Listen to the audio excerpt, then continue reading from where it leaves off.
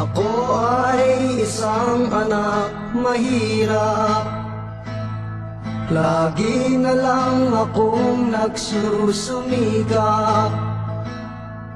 Ang buhay ko'y walang sigla, puro na lang dusa. Paano na ngayon ang buhay ko?